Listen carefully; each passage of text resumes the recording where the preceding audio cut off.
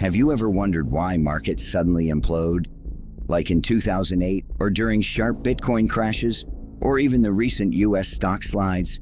It's not just numbers going wrong, it's us. It's psychology. Let's rewind to 2008.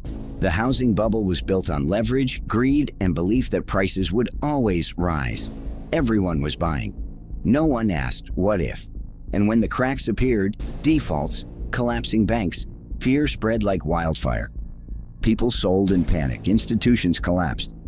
The system broke. Today, we're seeing echoes of that same pattern.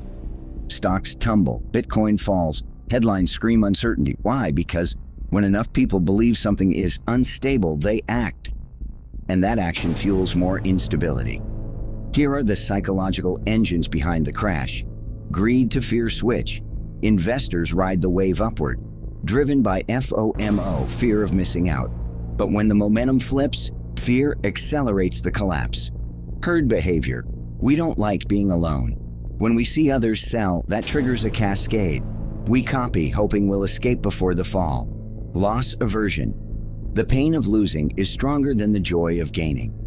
So when prices dip, we react too hard, often selling at the worst moment. Overconfidence and hubris. We overestimate our inside info or sense we're special, until the market reminds us we're not. Anchoring and narratives.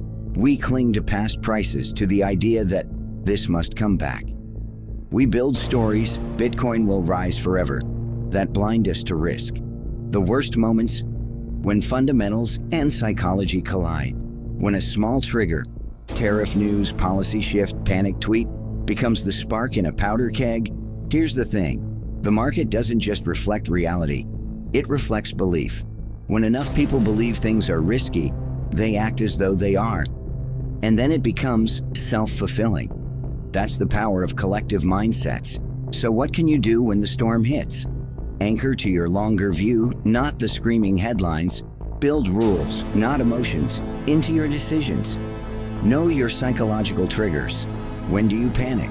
When do you want to win back losses? Be comfortable being different from the herd. Sometimes the best move is not to move.